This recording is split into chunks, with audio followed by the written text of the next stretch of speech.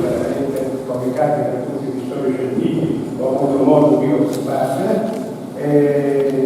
Passiamo la parola alla dottoressa Ekaterina Ilyushechkina, non so se pronuncio bene, ma la mia conoscenza del russo è pari a zero, quindi mi perdonerete, che è membro dell'Accademia Presidenziale russa di Economia Nazionale e Pubblica Amministrazione, famosa tra di noi per i suoi studi su Pigno, per licenza, sulla retorica dell'opera e l'etnografia di Strabone.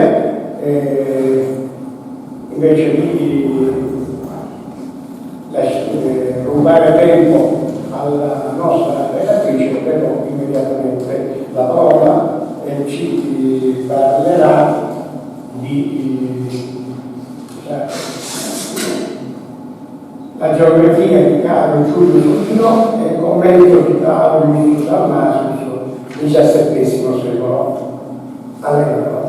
Grazie mille per la presentazione, professore Galvagno. Prima di tutto certo che vorrei ringraziare la professoressa Bianchetti, la professoressa Ekaterina per l'invito a partecipare a questa conferenza così ben organizzata e amichevole, che mi ha dato la possibilità non solo di rivedere i colleghi carissimi, ma anche la città delle più belle del mondo, penso. Mi dispiace, ma all'ultimo momento non mi sono fidata dal mio italiano per la relazione e dunque la presenterò in inglese. Ma nel caso in cui ci fossero delle domande proverò a rispondere anche in italiano. E così ho modificato un po' il titolo, allora in inglese sarebbe The Image of the World, in the work of Caio Giulio Solino and the commentary of Claudius Salmasius. In 1629, Claude de Salmasius, better known with his Latinized name Claudius Salmasius, published his famous opus magnum, Lineare Exercitationes in Caio Giulio Solini Historia. Apart from Salino's compilation, this work included Salmasius' own indispensable text, critical and philological commentary.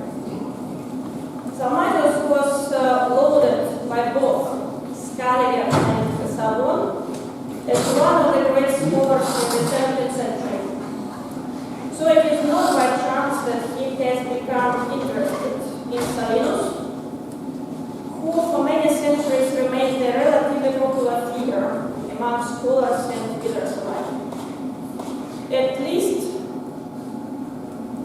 250 manuscripts and 85 editions of Salinus are silent witnesses to the prestige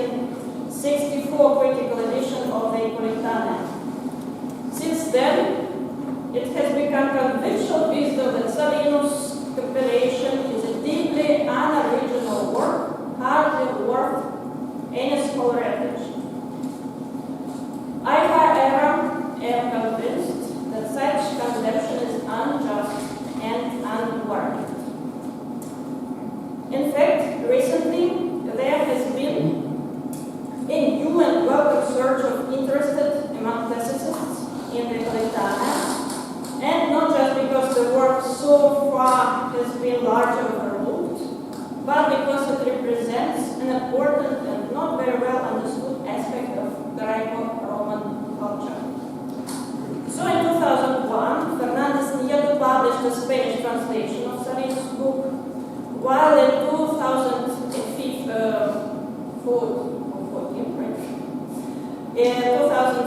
thanks to the efforts of Caio brothers, a conference was held in Germany dedicated to these compilations that resulted in a published volume, and almost simultaneously appeared in new bilingual edition of the Collectana by brothers.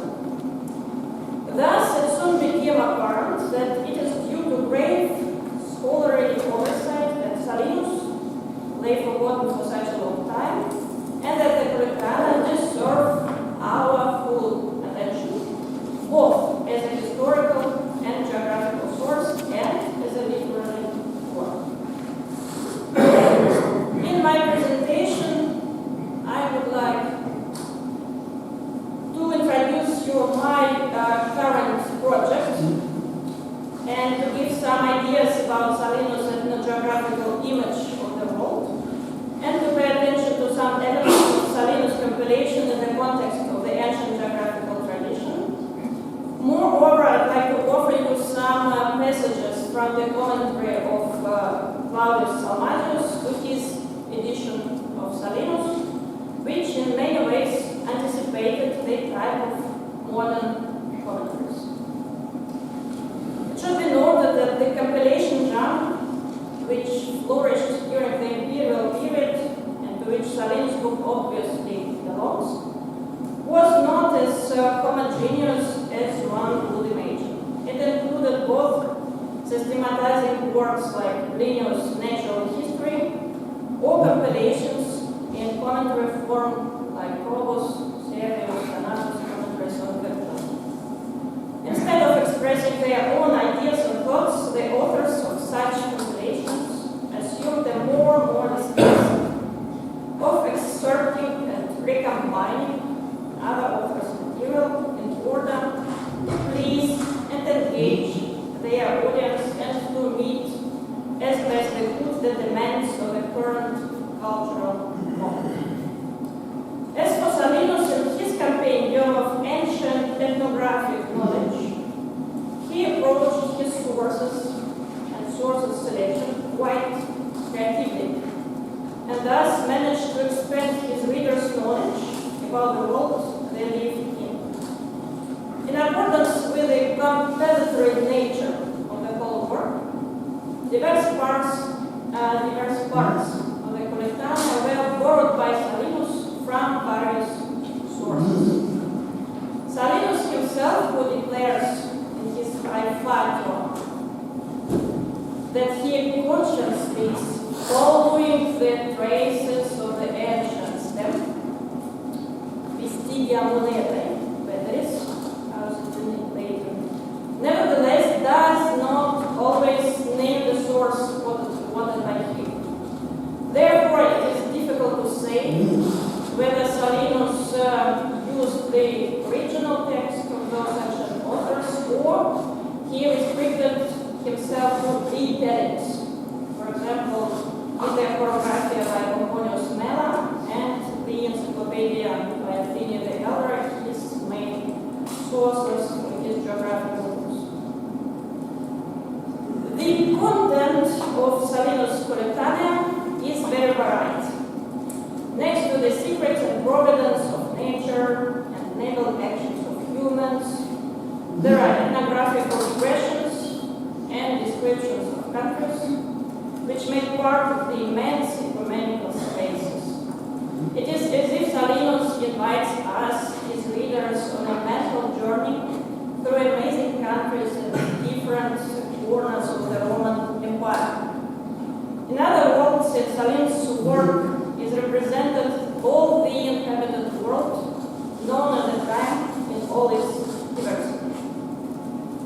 In parallel description, Salinus mentally starts his journey in Italy, moves there from the Italian peninsula eastwards to Greece, then authorities to the Corpus. Further, across the Caspian Sea, which traditionally was the Gulf of the Northern Ocean, he returns along the northern European coast westwards to Catania. From there, eventually cycling the Iberian Peninsula and getting once again into the Mediterranean. Salinus describes the coast of northern Africa and Asia Minor, and he completes his journey after traveling around India and southern Africa. Thus, in his work, Salinus follows the route of the geographical books like Linus Leo. However, Salinus delights his description of the inhabited world by an excursus on the history of Rome from its mythological origin and up to the Principate of August. Such arrangement of the material is not found in other geographical works and thus breaks the traditional shapes. The mythologization of Rome was especially vividly expressed in the works of Augustan time, wherein the city begins to be recognized as the center of Oresteran. By Solinus, this topic gets a special meaning and it is constructed in accordance with the original purpose of Rome. First, Rome hid up Lazio, then Italy, and finally the whole world. The legendary past of Rome and its present connect with each other. Salinus, both on a substantive and on compositional levels, clearly shows that all the diversity of the world space, it is what is actually the main ethnogeographical content of history Catania, obeys Rome as political center of the oikumene and serves the documentation of the state. Already in his Praefatio, Salinus writes that he intends to start the geography of the whole oikumene with the head of the world. So ad capite orbis, it is ab urbe Roma.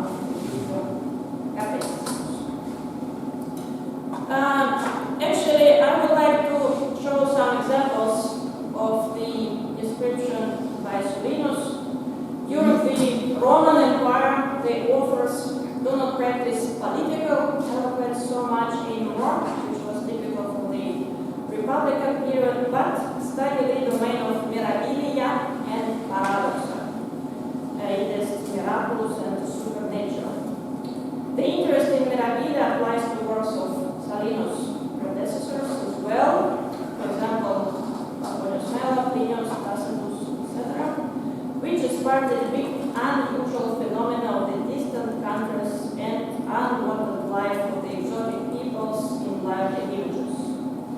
Ethnogeographical descriptions by Solinus testify to this interest in the highest degree. Even the title itself shows, even claims this. I would like to show you some pictures from his work. So for the description of the Asian Scythia, it is to the far north, Salinus doesn't go beyond the boundaries of the commonplaces of the ancient narrative traditions. The image of the gloomy and cold northern country, which lies beyond the mythical European mountains and is called Terreforon, it is feathered because of the eternal feather-like snow. Oh yeah, sorry. I didn't show you the right position now. So Terreforon, feared because of the eternal feather-like snow,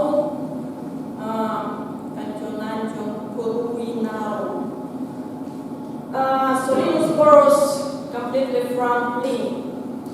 According to Solinus, this condemned part of the world is fully occupied by the chilly north wind after all, with some difference in these passages reflected chronologically diverse information from the Hellenistic and early traditions about the northeastern regions of Scythia. In this case, we have a rhetorical topos. In the description of Salinus, the cold and severity of the northern climate are rhetorically exaggerated. This unusual chilly country is deprived of the sunlight, there is no change of seasons. All these stereotypical signs of the northern landscape on the remote area of the Ecumena serve as the Scythian space symbols. The climate characteristics of the northern Black Sea region become the basis for rhetorical topos, one of the variations of which conveys Salinus. In a similar way, in accordance with the ancient narrative tradition, Salinus writes about the exact opposite of the northern Scythia, about Egypt. Most of his description is dedicated to the Nile, which mentally should help the readers to organize the space of the country, which is like a reference point, of course, and to put it into the mental map. Salinus writes about the borders of Egypt, its animals, birds and plants, cities. He mentions, of course, also pyramids. At the same time, he doesn't forget about rhetorical cliches and references to miraculous phenomena.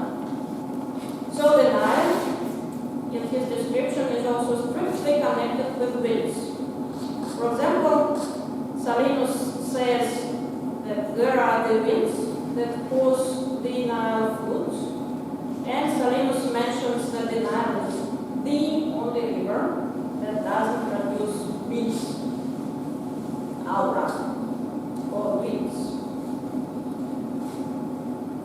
Next point, which is important to speak about, is the geographical means used by Salinus. As Kai brothers incorrectly noted, in addition to the linear way of description, Salinus in his commento also uses elements of the so-called cartographic way of thinking. So as a means of orientation, Salinus introduces the concept of plaga to designate a region or a piece of the oikomen.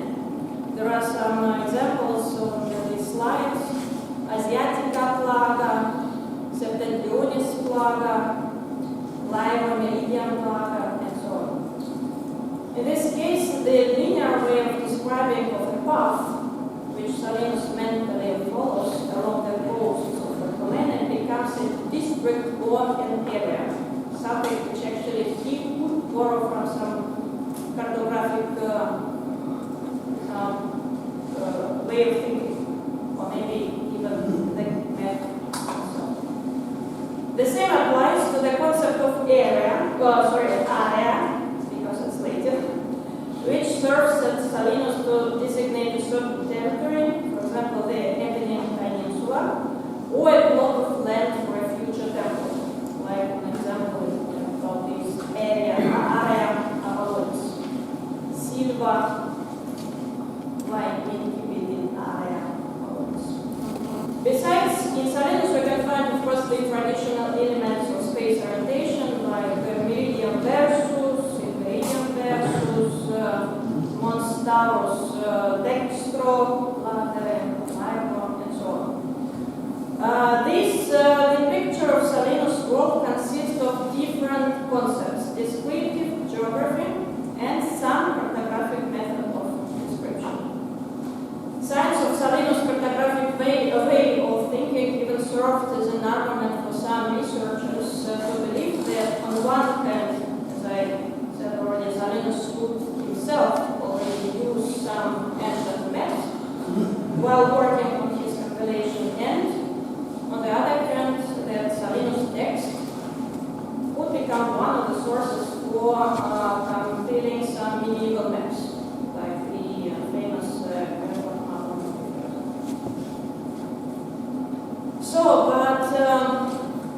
my second hero today is also Salmasius. There is a posthumous biography of Salmasius written by his pupil Ekaterina. And there he writes that Salmasius began working on this commentary on the publication of Salinus' work while he was in Heidelberg. In the same city, he also found in the University library the famous Anthologia Latina, the copy which was not published before, and published it and became after that actually a hero of Casabon and Scaliger. Later, already in the countryside of Paris, Salmasius continued his commentary, which culminated in the publication of 1629. Salmasius explains the principles of his commentary in the Prolegomena with his work, and actually he writes that first he wanted to do a commentary on Pliny. But at some point he understood that Pliny is too big for one person, so he even compares Plinius with the immense ocean. And so he decided to limit his task to comment on Salinus' compilation, and this way to make immediately honest and better readings in the text of the geographical books of Pliny the Elder via the text of Salinus. Salmasius uses various editions of Pliny and Salinus, as well as the manuscripts of Pliny. The manuscripts Salmasius distinguishes dubious and reliable codices, comparing the codices of ancient authors that are available at this time. Salmasius makes corrections, emendaciones, which accompany discussions on particular passages both in Salinus and also Plinius. Some manuscripts actually became very famous after this work of Salmasius, and they are still used by the modern critical editions. However, there are some passages on the most of commentary of Salmasius is a huge text critical and philological commentary. However, there are some passages on the geographical varieties, and if we would like to sum, or to say in one phrase, the remarks of Salmasius or Salinus, actually it would be only Salinus is wrong or Salinus misunderstood Plinius. Not without reason, probably. Salinus was called by some humanists also monkey of Pliny.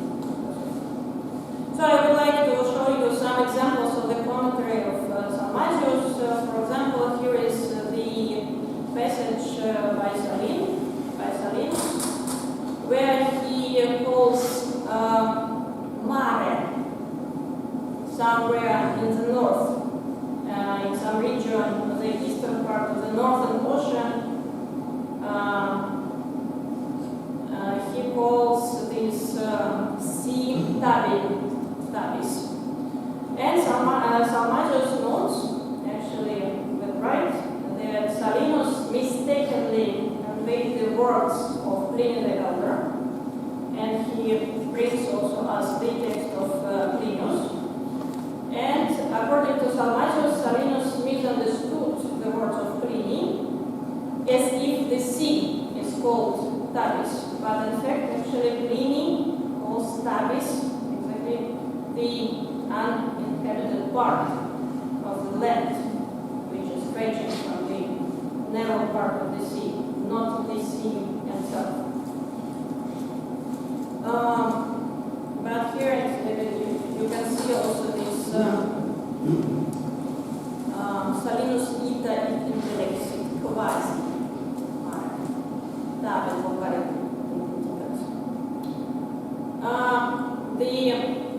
Another example is about the island Naxos, about which Salinus writes that on this island, there is the city Strongile. And again, Salmasius writes his famous favorite words, E falsus est because he says again, the right information we find by Plinius, that actually not the Oppidum, not the city itself is called Strongere, but at some point it was a city which actually gave its name to both to the island and to the Oppidum, and Salinus doesn't see it, and Salinus, at the end Salinus sick, kept it by the Strongere Oppidum, and at the end, again, exactly his own emotional, I would say, commentary, mirror in Solino, because however, likes to criticize Salinus. And the last example is about Phrygia in Asia Minor, about which by Solinus there is a big passage about the countries which are neighboring Lydia. Phrygia. And again, there is a big example for Salmasius to say how wrong is Salinus and how mistakenly he understands the originals. So it's all wrong about how Salinus distinguished the countries around Phrygia, and that the right information is by Plinius, not without right. There is also the title, Titulus Indicues Asia Phrygia Lydia. He says, so actually Solinus just doesn't understand the idea of Plinius. But to be honest, here we should remember who the situation with the borders of Phrygia in ancient geographical tradition, since actually Phrygia itself lost its status as a political country already in the 7th century before Christus, and actually probably it would be better to speak at that point about some cultural zone in the west of Asia, not about the borders. I will do actually both. Plinius and Salinus probably taking some information from Plinius sources, but unfortunately Salmasius also is strictly interested in the texts of both authors, so he comments only on the mistaken statements in the text. So to sum up, actually, I would like to say that Salinus has this idea of Rome as a world empire, and actually in his time already the territory inside the empire's borders finally became an ordered geographical space with Rome at its center, while the outer territories were still associated with something exotic and mirabilis, despite the real campaigns of the Romans.